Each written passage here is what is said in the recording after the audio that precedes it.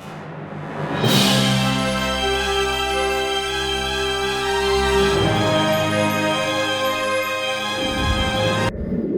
everybody. Hey everyone. It's been maybe about 3 weeks, maybe more, since we did a video with the house tour. We're still loving our little home. We're on 34 weeks with baby Michael. We are now pretty much on baby watch. Now my appointments are just checking my blood pressure, making sure the heart rate's looking good. So far everything's been just beautiful numbers. We passed the gestational diabetes test. Everything looks good there. My weight gain has been really low, which has been super awesome. So that on the baby front, we're doing great. We actually just packed little Michael's diaper bag tonight for the hospital. So that's ready, and then maybe in a few more weeks, hopefully if we hold out, I'll pack mine. Mainly because the clothes that I want to wear there, I also wear here a lot. So there's that. Now that I'm in the end of my pregnancy, not a lot of my clothes fit. I have like 4 outfits maybe that fit, but it is what it is. Anyway, so we were gonna do a video maybe last week, but we had a little bit of a rough week. Yeah. So, everybody on here has been following us since we started the whole trucking journey, and we started that journey with Jax, and at the time he was still just a puppy. I think he was 9 months old. 9 months old. Yeah, he probably. wasn't even quite a year yet. He's always been the light of our whole family. Crazy dog, as y'all have seen. Last week we worked all day in the garden creating a butterfly garden because Jax and little man are obsessed with butterflies. And we have a butterfly bush that came with the house, but the flower beds that were built in front of the porch, they were here when we got here, were just really overgrown, needed some love. And so we picked out some not sunflowers, black-eyed Susans, some sage, sedum, a couple different things that would attract butterflies, and had a little gardening day, and we set it all up. Looked really great. Definitely wore us all out. Yeah. Definitely. I'm learning that I need to set some limits for myself. Don't even look at me like that. I'm used to just being able to go and go and go. And now I can take a nap 3 hours later, be ready for another nap. But it's what it is. So we had a long day with that. It was a beautiful day. We had just gotten little man down for bed, and I think we went to check the mail. Yeah, check the mail. Yeah, so Daniel went to check the mail, and Jackson got so excited to go out with him. He started prancing around, so he went out with him. I'll preface this with, I've always grown up in sort of farmland, where when I say farmland, I mean like we live on a dead-end cul-de-sac road. There's no traffic. I've also always had... We'll explain that in a minute. I've always had little dogs. And so I've never had to worry about dogs running off. And also, Jax never would respond well to the leash. And we wanted to set him up in training.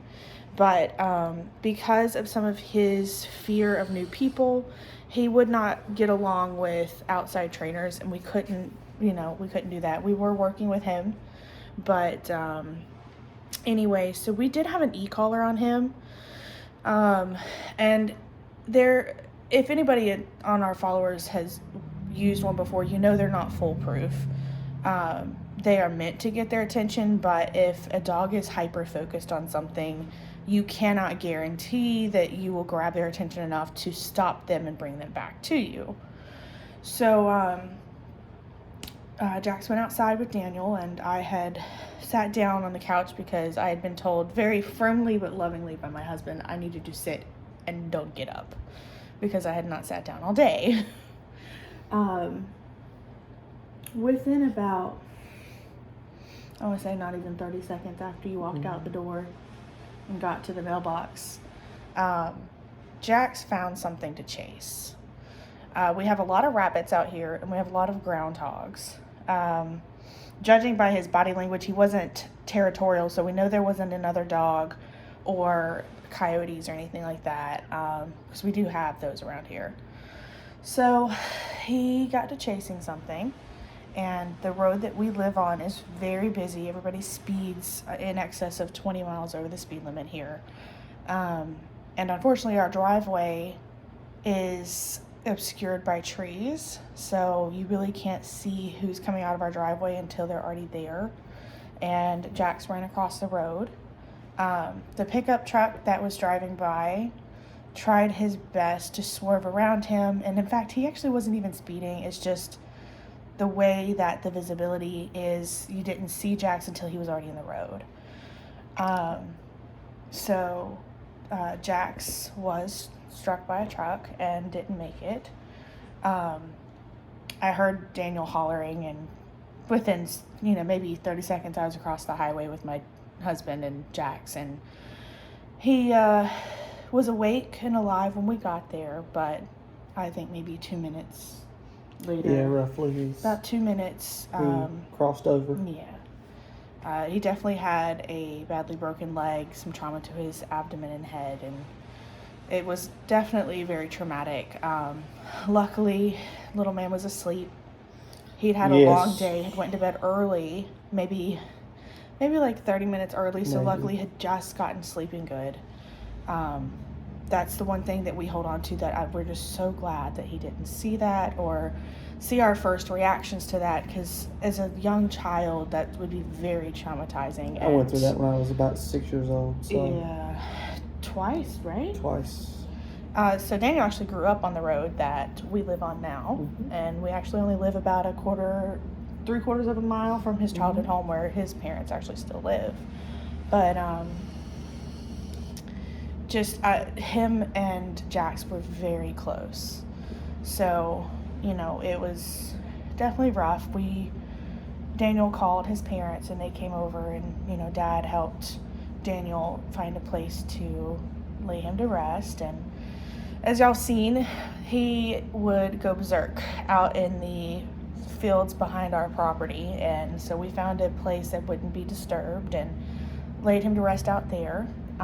Because he was obsessed with the butterflies, I am going to, once the ground is kind of settled back, I am going to transplant a part of that butterfly bush for him over there as a kind of a, I don't know, what would we call, like a memorial? Yeah, like a memorial time. I don't know what exactly to call it, but something just there to represent part of who he was as, a member of our family. Mom and Dad stayed with us for a little while. I definitely went into a huge panic attack, and we were actually afraid that because of how upset I got that it would trigger like early labor, and so Mom stayed with us. They probably stayed with us almost till midnight that night, just staying with us, trying to help comfort and soothe us. And the next morning was the even harder part, was telling Connor what we did not tell him exactly what happened, because I don't feel like gruesome details to a 5-year-old is a good idea. But we did have to explain to him that Jax is no longer in our family and here. But he's still with us in our hearts and whatnot. He at first was pretty cool with it. It was mostly an okay, all right.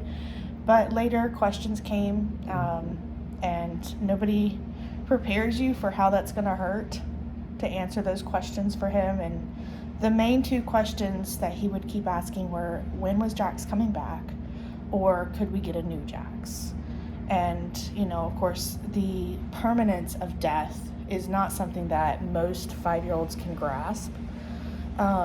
So we've had to kind of keep explaining how that works, and he seems to be doing okay with it. Every once in a while he'll still bring up, and just randomly in the middle of play he'll stand up and say, I miss Jax, and he'll curl up in one of our laps, and we'll talk about how it's okay to be sad, and we'll talk about happy memories with Jax and things like that. But he does continually keep asking, when are we getting a new Jax? the night that everything happened, Daniel and I looked at each other and was like, we're not getting another dog. I don't think I could love another animal the way that I love Jax. And we have Gemma. We love her. She's doing great.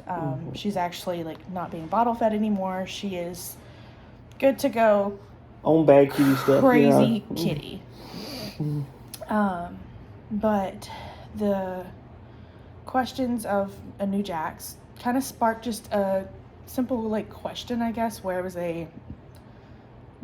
do you think we could even consider a dog in the future?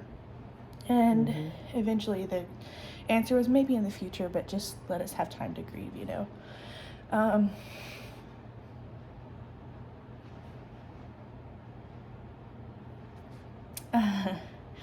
It's hard because he was my baby. And while Daniel was gone with trucking school and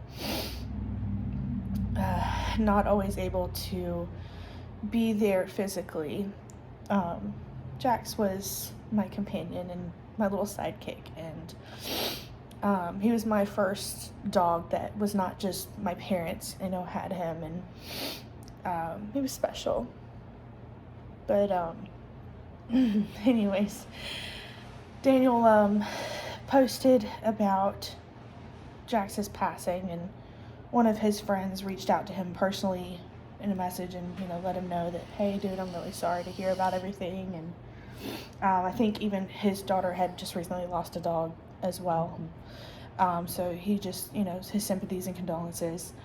And he, I think the way he said it was like, I don't want to push anything. Absolutely. Like, y'all do things in your own time, but I do have 2 little lab puppies who need a home. And so, Daniel asked me, he's like, I don't even want to ask you, but do you just want to look at them? And at first I said no. It was a very firm no. I can't. I'm not doing this again, because it wasn't that I didn't want to love another dog per se, but also the idea of I don't want to fall in love with another animal just to lose them again. But as time went by, I decided we could just go look. I didn't want to go look when little man was here. I didn't want him to get attached and then it'd be too hard for us to do. And there's also the idea of, we're having a baby soon, and bringing a puppy in is going to be a lot of work. Yeah, and with a kitten, we're crazy. I don't know why our last name's Bailey. It should be like Loco or Crazy or something. I don't know. But do you want to? I have someone I need to go get. That explanation that we were given earlier. We went and looked, and there were 2 puppies, and one was cute. They were both cute, but they just kind of didn't really connect. And then the other one first was placed in Daniel's arms, and then we switched, checking out each puppy, and we both put them down after that as okay, let's just watch them play and hang out and everything. And this little one just came back and kept continually wanting to be up in our arms and giving us kisses and loves, and then continued to just snuggle up in our arms. In fact, is what she's doing now. So we introduce you to our new little puppy. This is Sugar. She's a little sleepy right now. Anyway, so Sugar got her name. We got a cute little bow for her and everything. Sugar got her name because as soon as we brought her in the truck, it was hot, so we didn't stay very long. We got her in the truck, and Daniel and I had gotten, you got gunk in your eyes, girlfriend. We had gotten some tea from McDonald's. It was a hot day. I needed something to drink, and I mean, don't get me wrong. I know I'm pregnant, should drink water, blah, blah, blah. I wanted some tea. I was getting tea. This little girl was dying to have her sweet tea. Now, at first, I was like, oh, we could name her, I was like, I don't want to name her Tea. And I knew I couldn't name her Sweet Tea because, one, that sounds a little weird, but also one of my childhood dogs, her name was Sweetie, and she passed away not too long ago, just of extreme old age, honestly. I mean, she well outlived her expectancy, but it's still, I mean, sudden or not, it's hard to lose a pet. So we got down to the road, and I told Dan, I was like, you know what, let's just wait till we get home. We'll figure out a name, watch her kind of do her thing. And then all of a sudden, it kind of hit us both. It was like, Sugar. Mm-hmm. So, and because the whole time we were on the way home as well, she wanted to just love us. She'd nuzzled up in our shoulders, and she'd give us kisses and snuggle up in our arms. Like right now? Yeah, spoiled. So, we named her Sugar, and we spent the week getting to know her, getting to love her. She does very well with Gemma. Very well. They play hard, and then they both crash hard. A few days ago, they actually had their first little snuggle together, which was so adorable. And then this weekend, we got to introduce little man to Sugar, and she just went right up to him and loved him, and he is absolutely enthralled with Sugar. And the first thing he asked is if Sugar could sleep in his bed, which we're not doing until this little pea monster is a little bit more potty trained. So, yeah, we're crazy. We now have a 10-week-old puppy, a 9-week-old kitten, soon to be newborn, and a 5-year-old on the weekends. And honestly, let's face it, my husband. A trucking, motorcycle, fast car, crazy idea loving man. She needs help. I'm gonna probably need to go to an asylum. But it's a happy busy. She has brought a lot of joy to our family in what would have been time just sitting here grieving, and we're absolutely still grieving. This morning I woke up at 5 a.m. just randomly burst into tears. Just a few things that went on, but also with just missing Jax. And she actually came up and curled up in my lap and just stared at me and loved me and curled up there and gave me little kisses. And she is absolutely what we needed, even though I was not sure how she would fit into our family. I've actually always had boy dogs. That's just the ones that I've grown up. I've always had boy animals. I'm not sure why. It's not that I have a preference, but that's just always been that way. So Daniel said that he's got, 2 sons, and so might as well have 2 little fur daughters. So we have Gemma and Sugar, and our hearts are still broken. We're still healing. I can't speak. But there's a little light at the end of the tunnel with Sugar. But that might have been your dad. It's Sunday night. Going by. Because we're recording, I can't see the time on my phone, but because we live so close to Mom and Dad, whenever one of us is passing the other person's house, we honk. Beep. And see, we do a little beep, beep, beep, and he'll just lay on the horn from the time he can see our house until he can't see our house anymore. So, like father, like son, I'm guessing a little bit. I would be willing to bet that was Mom and Dad. But, so that's what's been going on in the Bailey home. We will continue, of course, doing our vlog with you guys, and just expect to see more of Sugar now and her crazy, crazy self.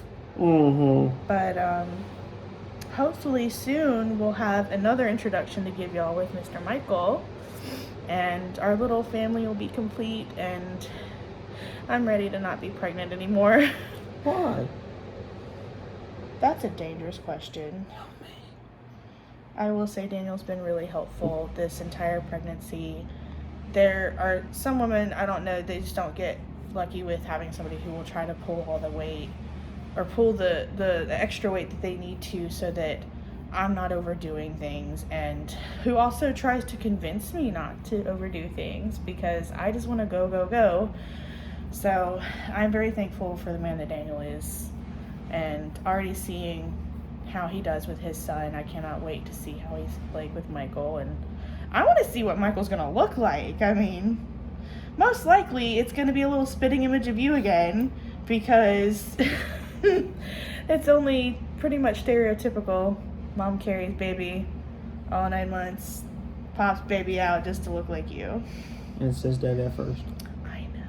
It's just because of speech development. It's nothing special. No. On that note, we're going to let y'all have a good one. We'll touch base soon, hopefully with a Mr. Michael. She said good night. She don't say nothing. She's half out of it. Bye, guys.